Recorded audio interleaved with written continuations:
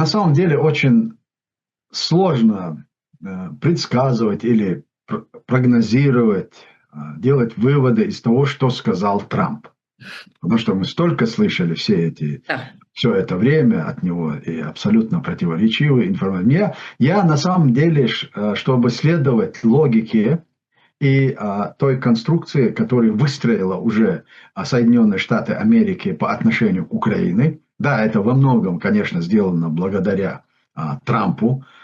То, что сегодня будет поступать оружие, у меня нет сомнений. Потому что главный вопрос Трамп для себя решил, что это оружие будет оплачивать НАТО и Европейский Союз. В этом отношении как бы все нормально у нас сложилось. Теперь относительно политических заявлений и той риторики, которая меняется каждый раз у Трампа, вот это нужно оставить для Трампа. А нам нужно делать выводы из того, что говорит Марк Рубио.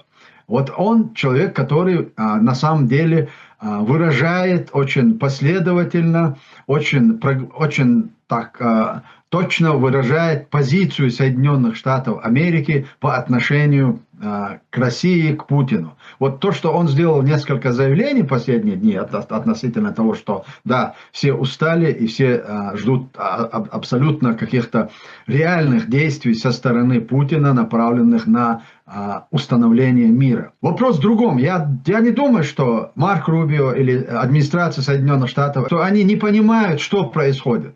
Они это все понимают, но они ведут и дипломатию, принцип такого кнута и пряника, да.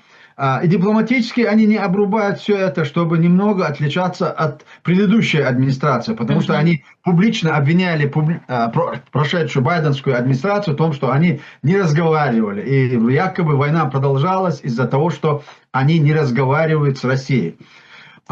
Президент Зеленский, вот в пресловутом овальном кабинете, если вы помните, несколько месяцев назад, он попытался объяснить, что с ними разговаривать невозможно. Разговаривать с ними – это не уважать себя и обманывать себя. Потому что они не будут следовать никаких дипломатических правил и не соблюдают никакие дипломатические правила. Но, к сожалению, его тоже не услышали. И поэтому я исхожу из того, что американцы будут продолжать разговаривать. Это подчеркивает, это как раз таки и подтверждает то, что несмотря на свои жесткие заявления и вывод ядерных подводных лодок, он направляет в Москву Виткофа, который будет разговаривать и будет о чем-то говорить, договариваться. Ну, вопрос в том, что бы ни делали, кого бы ни посылали, как бы ни пытались убедить Путина остановить войну, он не может это сделать. Во-первых, он не самостоятелен сделать это. Во-вторых, это для него будет конец его и политической, не только политической, но и физической жизни. Если даже они его уведут с политической арены, ну, а как они это делают? Они списывают человека, дают новые документы, он живет, а якобы его уже нету. Он или умер, или убили, или что-то. Это практикуется еще со второй чеченской войны. Они начали вводить эти нормативные акты, они свою агентуру выводили, потом списывали его. А выяснялось, что эти люди живы и живут в каких-то других местах. Таким образом они их выводили. И этот прием применителен сегодня и для политиков, и для истеблишмента, российского истеблишмента. Я думаю, что мы не зря слышим все эти полгода или год с лишним, что Путин умер и он находится в холодильнике. Соловей, который говорит об этом, он находится в Москве, никто его не преследует, и ему позволяют делать такого рода заявления. Я что имею в виду? Я, не вдаваясь в какую-либо конспирологию, зная эту систему, что они, возможно, готовят такой вариант.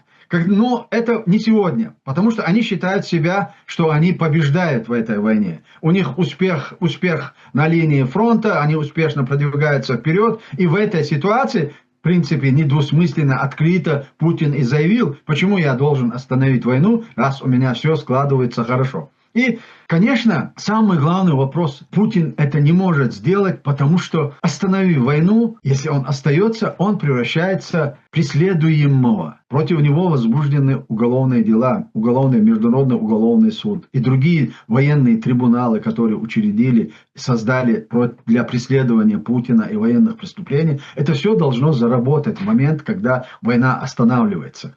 И в этой ситуации, конечно же, Путин не может остановить войну. А вот вопрос в другом. Вот что теперь, помимо вот этой изменившейся риторики жесткой, что сделает Соединенные Штаты Америки и относительно вторичных санкций, и относительно поставки вооружений, и какого вида вооружения, и какое количество этого оружия они будут доставлять Украине, с тем, чтобы решить вопрос долгосрочного мира. Долгосрочный мир возможен только в той ситуации, если Россия потерпит военное поражение в Украине. И только после этого можно будет говорить о трансформации России в какое-то другое правовое государство, о том, что Россия перестала быть угрозой для всего цивилизованного мира. Говорит о том, что Россия и Украина на долгосрочной перспективе определились в своих взаимоотношениях. Да, примирение – это долгий процесс, очень долгий процесс между Украиной и Россией. Мы не говорим о примирении, а перемирие и остановке военных действий, да, оно рано или поздно произойдет. Или Россия должна будет быть наказана за все злодеяния, которые они сделали, или же Украина должна полностью капитулировать и перестать существовать как государство, суверенное независимое государство. Второй вариант, он, мне кажется, абсолютно неприемлем ни для Европейского Союза, ни для Соединенных Штатов Америки, не говоря уже об Украине, которая никогда не смирится с такой позицией и с такой постановкой.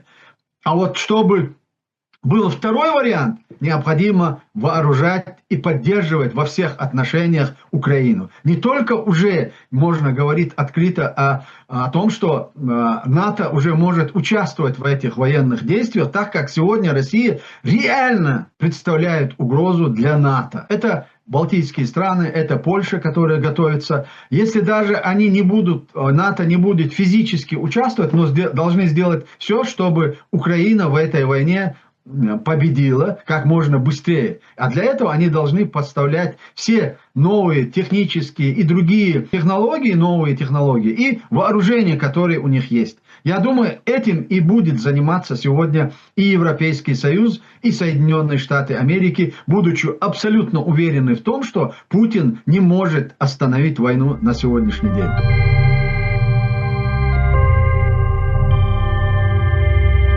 Шановні українці, українки, президент Трамп оголосив про підготовку своєї зустрічі з Путіним на Алясці.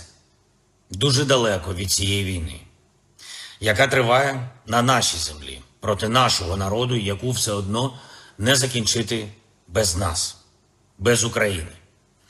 Путін не вірив в наших людей, тому ухвалив це своє безнадійне рішення спробувати взяти Україну.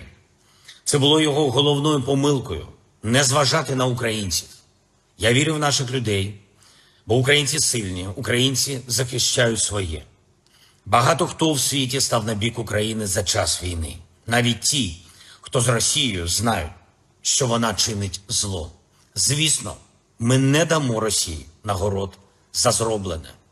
Український народ заслуговує на мир. Але всі партнери мають розуміти, що таке достойний мир. Цю війну треба закінчувати, і Росія має її закінчити. Росія її почала та затягує, не слухаючи ніякі дедлайни. І саме це проблема, а не щось інше. Відповідь на українське територіальне питання є вже в Конституції України. Відступати від цього ніхто не буде і не зможе. Дарувати свою землю окупанту українці не будуть. Україна готова до реальних рішень, які можуть дати мир. Будь-які рішення, які проти нас, будь-які рішення, які без України, вони одночасно і рішення проти миру. Вони нічого не дадуть. Це мертві рішення. Вони ніколи не спрацюють. А нам усім потрібен реальний, живий мир, який люди будуть поважати.